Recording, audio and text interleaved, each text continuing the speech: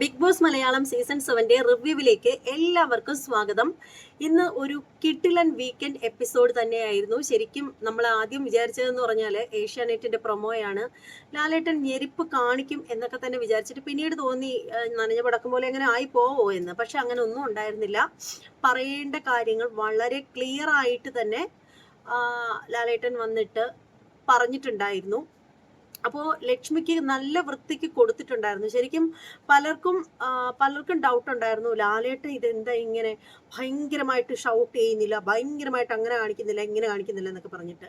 അങ്ങനെ പറയുന്ന ആളുകൾക്ക് മനസ്സിലാക്കേണ്ട ഒരു കാര്യം എന്ന് പറഞ്ഞാൽ, ലാലേട്ടൻ എന്ന് പറയുന്ന ഒരു വ്യക്തി, അദ്ദേഹം വളരെ കൂളായിട്ട് ഇടപെടുന്ന ഒരു മനുഷ്യനാണ്, വളരെ സോഷ്യലായിട്ട് ഇടപെടുന്ന ഒരു മനുഷ്യനാണ്.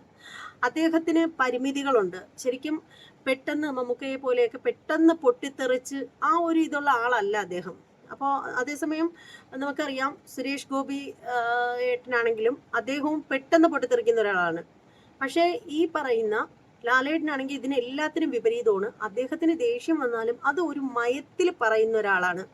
പക്ഷേ ഇതിപ്പോൾ ബിഗ് ബോസ് പോലുള്ള ഒരു റിയാലിറ്റി ഷോയിൽ ഒരു പക്ഷേ അദ്ദേഹം ഇഷ്ടപ്പെടുന്നുണ്ടായിരിക്കില്ല ഇതുപോലെ ഇത്രയും പൊട്ടിത്തെറിച്ചൊക്കെ സംസാരിക്കാനായിട്ട്. പക്ഷേ അദ്ദേഹം അവിടുത്തെ ഹോസ്റ്റാണ്, അദ്ദേഹത്തിന് അങ്ങനെ പറഞ്ഞേ മതിയാവും. അപ്പോൾ എന്തായാലും ഇന്നത്തെ അദ്ദേഹത്തിന്റെ പെർഫോമൻസ് വളരെ നന്നായി എന്നാണ് എൻ്റെ അഭിപ്രായം. വളരെ കൃത്യമായിട്ട് പറയേണ്ട കാര്യങ്ങളൊക്കെ പറയുന്നുണ്ട്. ലക്ഷ്മിയോട് ഇറങ്ങിപ്പോവാൻ, ലക്ഷ്മിയോടും മസ്താനിയോടും തന്നെ ഇറങ്ങിപ്പോവാൻ തന്നെ പറയുന്നുണ്ട്. ആ നടന്ന സംഭവത്തെ കുറിച്ചിട്ടൊക്കെ, അതാണ് എനിക്ക് അത്ഭുതം എന്ന് പറയുന്നത്. ആ ഒരു നടന്ന സംഭവത്തെ കുറിച്ചിട്ടൊക്കെ പറഞ്ഞിട്ട് പുള്ളിക്കാരത്തിയുടെ, അതായത് നമ്മുടെ ലക്ഷ്മിയുടെ അഭിപ്രായം ചോദിക്കുമ്പോൾ ലക്ഷ്മി വീണ്ടും തന്നെ അതിൽ തന്നെ ഉറച്ചു നിൽക്കുകയാണ്. എന്തുവാടെ ഇത്? ശരിക്കും എനിക്ക് തോന്നുന്നു, കഴിഞ്ഞ തവണ അനുമോളോട് ആ ജിസൈലിന്റെയും അതുപോലെ തന്നെ നമ്മുടെ ആര്യന്റെയും സംഭവത്തെ കുറിച്ചിട്ടുള്ള അഭിപ്രായം ചോദിച്ചപ്പോൾ, അഭിപ്രായമല്ല, ആ ഒരു ബെഡ്ഷീറ്റിനിടയിലുള്ള ആ ഒരു സംഭവം ഉണ്ടല്ലോ, അതേക്കുറിച്ച് ചോദിച്ചപ്പോൾ അനുമോൾ ഞാൻ കണ്ടു എന്ന് പറഞ്ഞിട്ട് ആ ഒരു ഉറച്ചു നിന്നില്ലേ. അപ്പോൾ എനിക്ക് തോന്നുന്നു അതുകൊണ്ട് തന്നെ അതായിരിക്കണം ഇവർക്ക് കിട്ടിയ പ്രചോദനം. ലാലേട്ടൻ പറഞ്ഞവർക്ക് ലക്ഷ്മിയുടെ സ്റ്റാൻഡിൽ തന്നെ ഉറച്ചു നിൽക്കുകയാണ്. ശരിക്കും ഞാൻ ചിന്തിച്ചത്, ഇത്രയും വൃത്തികെട്ട മനസ്സിന്റെ ഉടമയാണോ ഈ ഒരു സ്ത്രീ എന്നാണ് ഞാൻ ചിന്തിച്ചത്. ഒരുപാട് വിദ്യാഭ്യാസം ഉണ്ടെന്ന് പറയുന്നു. UK പോലുള്ള ഒരു മഹാരാജ്യത്താണ് പുള്ളിക്കാരത്തി വർക്ക് ചെയ്തിട്ടുണ്ടായിരുന്നതെന്ന് പറയുന്നു. ഇതൊക്കെ പറയുമ്പോഴും ഈ ഒരു സ്ത്രീയുടെ ബുദ്ധി എന്താ വികസിച്ചിട്ടില്ലേ? അതാണ് എനിക്ക് ചോദിക്കാനുള്ളത്. അവിടെ ആ ഒരു ബിഗ് ബോസ് വീട്ടിൽ വെച്ച് ആരോ ചോദിക്കുന്നുണ്ടായിരുന്നു ഈ ഒരു സംഭവത്തിന്റെ, ആ ഒരു ലാലേട്ടൻ പോയ ആ ഒരു സമയത്ത്, സ്വന്തം ഫാമിലിയിലെ കുട്ടികളെ ആണെങ്കിൽ എന്ത് ചെയ്യും എന്ന് ചോദിക്കുമ്പോൾ, അങ്ങനെ സംഭവിച്ചാൽ എന്ത് ചെയ്യും എന്ന് ചോദിച്ചാൽ അവരത് കുട്ടികളെ ഒരിക്കലും തള്ളിക്കളയുമോ എന്ന് ചോദിക്കുമ്പോൾ ഇല്ല എന്ന് അവർ പറയുന്നുണ്ട്. എന്നാൽ ഇവരുടെ കാര്യം വന്നപ്പോഴത്തേക്ക്, ആദില നൂറയുടെ കാര്യം ചോദിച്ചപ്പോഴത്തേക്ക് പറയുന്നു അവർക്ക് അത് അംഗീകരിക്കാൻ പറ്റില്ലെന്ന്. അതെന്താ അങ്ങനെ? അല്ലെങ്കിൽ ഈ ലക്ഷ്മിയുടെ അംഗീകാരമൊക്കെ ഇവിടെ ആർക്ക് വേണം? ലക്ഷ്മി അംഗീകരിച്ചാൽ എന്ത്, അംഗീകരിക്കാതിരുന്നാൽ എന്ത്? ഹൈക്കോടതി അംഗീകരിച്ചിട്ടുണ്ട് ഈ കുട്ടികളെ. അതിനേക്കാൾ വലുതാണോ? നമ്മുടെ ബഹുമാനപ്പെട്ട കോടതിയേക്കാളും വലുതാണോ ഈ ലക്ഷ്മിയും മറ്റുള്ളവരും? ഒരിക്കലുമല്ല. ആദ്യം മനസ്സിലാക്കേണ്ടത്, ഈ കുട്ടികൾ ഒരിക്കലും ഇങ്ങനെ ആയത് അവരുടെ കയ്യിൽ തെറ്റുകൊണ്ടല്ല. അത് മനസ്സിലാക്കാതെയാണ് പലരും അവരെ വിമർശിക്കുന്നത്. ശരിക്കും ഇത് പറയുന്ന ചിലരെങ്കിലും ചോദിക്കുന്ന ചോദ്യമുണ്ട്. ഇപ്പോൾ ലാലേട്ടന്റെ മകനോ മകളോ ഇങ്ങനെ ആയിപ്പോയാൽ എന്ത് ചെയ്യും? മകള് വന്നിട്ട് എനിക്കൊരു പെൺകുട്ടിയെ, ഒരു പെൺ സുഹൃത്തിനെ വിവാഹം കഴിക്കണം എന്ന് പറഞ്ഞാൽ അദ്ദേഹം സമ്മതിക്കുമോ? മകൻ വന്നിട്ട് അങ്ങനെ പറഞ്ഞാൽ സമ്മതിക്കുമോ എന്ന് ചോദിക്കും. ചിലപ്പോൾ സമ്മതിക്കില്ലായിരിക്കാം. അങ്ങനെയാണെങ്കിലും അവരവരുടെ പാട് നോക്കി പോവും. എത്ര നാൾ അവരെ പിടിച്ചു വെക്കും?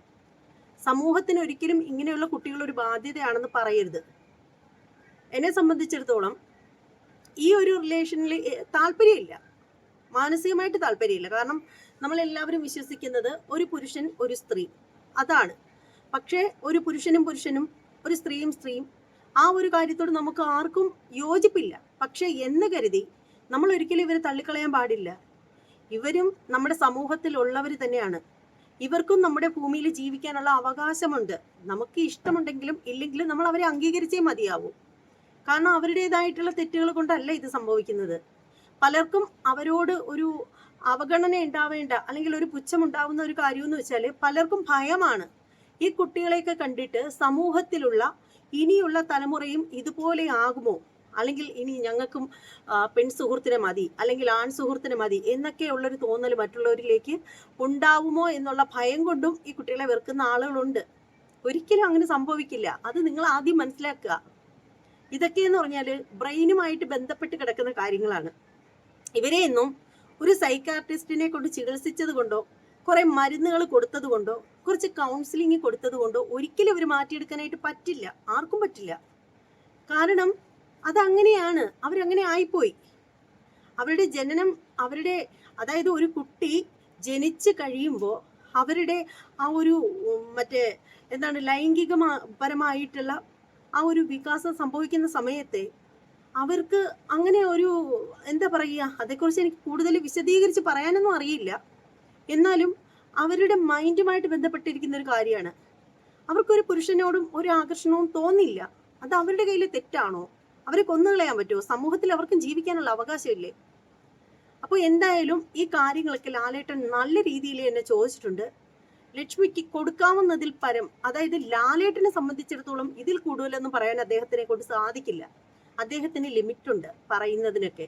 നമുക്കൊക്കെ ഇപ്പോൾ ഒരു മൊബൈലിന്റെ മുന്നിൽ വന്നിട്ട് അല്ലെങ്കിൽ ഒരു സോഷ്യൽ മീഡിയയിൽ വന്നിട്ട് നമുക്കൊക്കെ വായിട്ട് അലച്ച് നമുക്ക് എന്തും വിളിച്ച് പറയാം.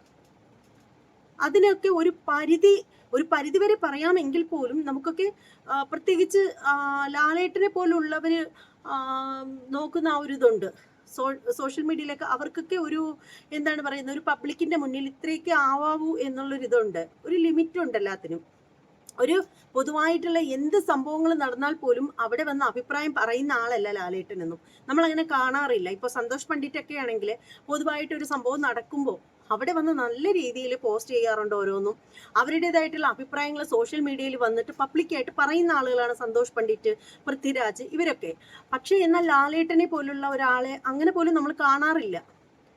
അദ്ദേഹത്തിന് ലിമിറ്റ് ഉണ്ട് എല്ലാത്തിനും. പക്ഷെ അദ്ദേഹത്തിന്റെ ആ ഒരു പ്രൈവസിക്കുള്ളിൽ, അദ്ദേഹത്തിന്റെ ആ ഒരു ലിമിറ്റിനുള്ളിൽ നിന്ന് അദ്ദേഹം ഇന്ന് തകർത്തിട്ടുണ്ട് എന്നാണ് എനിക്ക് പറയാനുള്ളത്. എന്തായാലും എനിക്ക് വളരെ ഇഷ്ടപ്പെട്ടു. ഇനിയിപ്പോ നാളെ അറിയാം ആര് ആ വീട് വിട്ട് പോവില്ല എന്നൊക്കെ. പക്ഷെ എന്റെ മനസ്സ് പറയുന്നത് മസ്താനി പോകുന്നത് തന്നെയാണ്. പോയിട്ടുണ്ട് എന്നൊക്കെയാണ് പലരും പറഞ്ഞ് മനസ്സിലാക്കാൻ സാധിക്കുന്നത്. അത് എത്രത്തോളം സത്യാവസ്ഥയുണ്ടെന്ന് എനിക്കറിയില്ല. കാരണം എന്താണെന്ന് വെച്ചാൽ നമുക്കൊന്നും ബിഗ് ബോസ് ടീമിന്റെ അംഗങ്ങളുമായിട്ടൊന്നും യാതൊരു വിധത്തിലുള്ള ബന്ധമോ ഇടപാടുകളോ ഒന്നുമില്ല. അതുകൊണ്ട് തന്നെ നമുക്ക് കാര്യങ്ങളൊന്നും ചോർത്തി തരാനും ആളില്ല. പക്ഷെ അങ്ങനെ ചോർത്തി കൊടുക്കുന്ന അല്ലെങ്കിൽ അങ്ങനെ ചോർത്തുന്ന ആ കാര്യങ്ങൾ വന്നിട്ട് റിവ്യൂ ചെയ്യുന്ന ഒരുപാട് ആളുകളുണ്ട്. പക്ഷെ നമ്മൾക്ക് അത്തരത്തിലുള്ള ആരുമായിട്ട് ഒരു കോണ്ടാക്റ്റും ഇല്ല. അപ്പൊ അതുകൊണ്ട് തന്നെ നമുക്കതൊന്നും അറിയാൻ സാധിക്കില്ല. പക്ഷെ പലരും ഇത്തരത്തിലുള്ള ആളുകൾ പറഞ്ഞിട്ടുള്ള സംഭവങ്ങൾ വെച്ചിട്ട് അറിയാൻ സാധിക്കുന്നത് അവരുടെ ചാനലിലൊക്കെ അവര് ഇടുന്ന കാര്യങ്ങളൊക്കെ വളരെ കൃത്യമായിട്ട് വരാറുമുണ്ട്. നിങ്ങൾക്കൊക്കെ അറിയാം പലരെയും. അത് അവരുടെ പേര് നമ്മൾ പറയുന്നില്ല. അപ്പൊ അവര് പറയുന്നത് വെച്ച് നോക്കുകയാണെങ്കിൽ മസ്താനിയും അതുപോലെ തന്നെ സാബുമോനും പോവും എന്നാണ് അറിയാൻ സാധിക്കുന്നത്. പിന്നെ ലക്ഷ്മിക്ക് ഇത്തിരിയെങ്കിലും ഉളുപ്പുണ്ടെങ്കിൽ അവിടെ നിൽക്കില്ല. പക്ഷെ പുള്ളിക്കാരത്തിക്ക് ഒരു ഉളുപ്പും ഇല്ല എന്നുള്ളത് നമുക്ക് ഇതിൽ നിന്ന് മനസ്സിലാകും. കാരണം ബിഗ് ബോസ് വീട്ടിലെ മറ്റ് മത്സരാർത്ഥികൾ അവരോട് പറയുന്നുണ്ട്, നിങ്ങൾക്ക് പൊയ്ക്കൂടെ, നിങ്ങളുടെ കുഞ്ഞിന്റെ സുരക്ഷിതമാണ് നിങ്ങൾക്ക് വലുതെങ്കിൽ പിന്നെ എന്തിനിവിടെ കടിച്ചു തൂങ്ങി കിടക്കുന്നു, പൊയ്ക്കൂടെ എന്നൊക്കെ പറഞ്ഞിട്ട് എല്ലാവരും നല്ല രീതിയിൽ ലക്ഷ്മിയെ നിർബന്ധിക്കുന്നുണ്ട്. അതായത് അപമാനിക്കുന്നുണ്ട് എന്ന് പറയുന്നതായിരിക്കും വളരെ കറക്റ്റ്. പുള്ളിക്കാരത്തി പക്ഷെ ഒന്നും മിണ്ടുന്നില്ല. ഭയങ്കര സ്ട്രോങ് ആണ് പുള്ളിക്കാരത്തി. സ്ട്രോങ് എന്ന് മാത്രമല്ല, വിവരം എന്ന് പറയുന്നത് അടുത്തൂടെ പോലും പോയിട്ടില്ല. ഒരുപാട് ഇംഗ്ലീഷൊക്കെ പഠിച്ചു വാരി വെച്ചിട്ടൊന്നും ഒരു കാര്യമില്ല മോളെ. നമുക്ക് കുറച്ചെങ്കിലും നമ്മൾ സാമാന്യമായിട്ട് മനസ്സിലാക്കിയിട്ട് കുറെ കാര്യങ്ങളുണ്ട്. അതുകൂടി അറിഞ്ഞിരിക്കണം. ഞാനൊക്കെയാണെന്ന് വെച്ചാൽ വെറും 10ാം ക്ലാസ് ആണ് എന്ന് കരുതി നമുക്ക് ഭയങ്കര ഇംഗ്ലീഷ് ഒന്നും സംസാരിക്കാനൊന്നും നമുക്ക് അറിയില്ല. ഒരു ലിമിറ്റ് വരെ മാത്രമേ ഇംഗ്ലീഷൊക്കെ നമുക്ക് വായിക്കാൻ പോലും അറിയത്തുള്ളൂ. പക്ഷെ എന്നാലും നമുക്ക് മനുഷ്യനെ തിരിച്ചറിയാൻ കഴിയും. മനസ്സിലായില്ലേ? നമുക്ക് മനുഷ്യനെ തിരിച്ചറിയാനും മനുഷ്യനെ അംഗീകരിക്കാനും നമുക്ക് കഴിയും. അങ്ങനെ ഒരു മനസ്സ് നമുക്കുണ്ട്. ലക്ഷ്മിയെ പോലുള്ളവർക്ക് ഇല്ലാതെ പോകുന്നതും അങ്ങനെ ഒരു സംഭവമാണ്. അപ്പോൾ എന്തായാലും ഇത്രയേ എനിക്ക് പറയാനുള്ളൂ. ഇതേക്കുറിച്ചിട്ടുള്ള നിങ്ങളുടെ ഓരോരുത്തരുടെയും അഭിപ്രായം എന്താണെന്ന് വെച്ചാൽ കമന്റ് ബോക്സിൽ രേഖപ്പെടുത്തുക. ഇനി മറ്റൊരു വീഡിയോ ആയിട്ട് വീണ്ടും കാണാം. എല്ലാവർക്കും ബൈ.